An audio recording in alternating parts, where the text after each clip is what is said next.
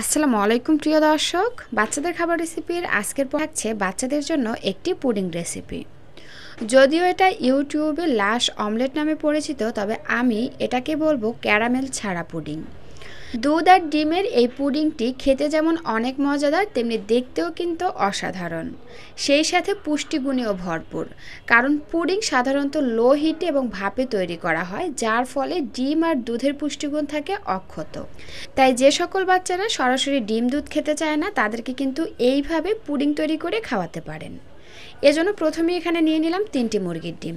এরপরে সামান্য একটু চিনি দিয়ে দিচ্ছি আর 1 চিমটি লবণ দিয়ে দিচ্ছি এবং দিয়ে দিচ্ছি এখানে 2 থেকে 3 ফোঁটার মতন ভ্যানিলা এসেন্স। এতে করে ডিমের যে একটা আষ্টে গন্ধ রয়েছে সেটা একেবারেই চলে যাবে এবং পুডিং থেকে সুন্দর একটা ফ্লেভার বের হবে। এবার একটা কাঁটা চামচের সাহায্যে ডিমটাকে খুব ভালো করে ফেটিয়ে নিচ্ছি। আর আমি কিন্তু এই ডিমটা মেপে দিয়েছি, অর্থাৎ এখানে কিন্তু হাফ কাপের একটু বেশি পরিমাণে ডিম হয়েছে। সুতরাং এখানে যে পরিমাণে ডিম হয়েছে আমরা এখানে সেই পরিমাণে গরুর দুধ ব্যবহার করব। আমি এখানে গরুর দুধটা খুব ভালো করে জাল করে দেন ঠান্ডা করে নিয়েছি। আর যে সকল বাচ্চারা গরুর দুধ খায় না, তাদের ক্ষেত্রে কিন্তু আপনারা এখানে গরুর দুধের পরিবর্তে ফর্মুলা দুধও ব্যবহার করতে পারবেন। আর ফর্মুলা দুধ দিয়ে পুডিং বানিয়ে কিন্তু বাচ্চাদেরকে খাওয়ানো যাবে, কারণ পুডিং তৈরি হয় ভাপে এবং লো হিটে, যার ফলে ফর্মুলা দুধের পুষ্টিগুণ থাকবে বিদ্যমান। তো যাই হোক, একটা সাইডে রেখে আমি যে পাত্রে পুডিংটা সেট করব সেই পাত্রে একটু সামান্য তেল ব্রাশ করে নিচ্ছি। আর তেলটা দিলে হবে কি, পুডিংটা কিন্তু হয়ে যাওয়ার পরে খুব সুন্দরভাবে পাত্র থেকে উঠে আসবে। তেল ব্রাশ করে নিয়েছি, এবার এর মধ্যে দিয়ে দিলাম এই মিশ্রণটি।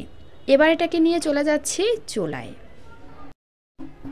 চুলায় একটা প্যান দিয়ে তার মধ্যে 1 কাপ পরিমাণে পানি খুব ভালো করে ফুটিয়ে নিয়েছি। এর মধ্যে দিয়ে দিচ্ছি একটা সুতির নরম কাপড়।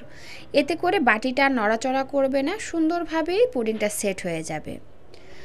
প্যানের মাঝ বরাবর বাটিটা বসিয়ে নিয়ে একটা ঢাকনা দিয়ে ঢেকে দিচ্ছি। তারপরে ঢাকনার মধ্যে যে ছিদ্রটা রয়েছে সেটা বন্ধ করে দিচ্ছি। এবার চুলার আঁচ মিডিয়াম আঁচে রেখে এগুলোকে আমি 15 থেকে 20 মিনিটের মতন জাল করে নিচ্ছি। ফিরে আসলাম 20 মিনিট পর, আর এরই মধ্যে কিন্তু পুডিংটা একদমই পারফেক্টভাবে হয়ে গেছে। একটা কাঠি দিয়ে চেক করে নিচ্ছি, দেখুন কাঠিটা কিন্তু একদম ফ্রেশ আসছে। পুডিংটা যদি কাঁচা থাকতো তাহলে কিন্তু কাঠির মধ্যে কিছু না কিছু লেগে আসতো। যেহেতু কাঠিটা একেবারে ফ্রেশ এসেছে, তার মানে পুডিংটা হয়ে গেছে। এখন আমরা চুলা থেকে নামিয়ে এটাকে খুব ভালো করে ঠান্ডা করে নিব। তারপরে এরকমের একটা ছুরির সাহায্যে পুডিংয়ের চারোপাশ ভালো করে কেটে নিব।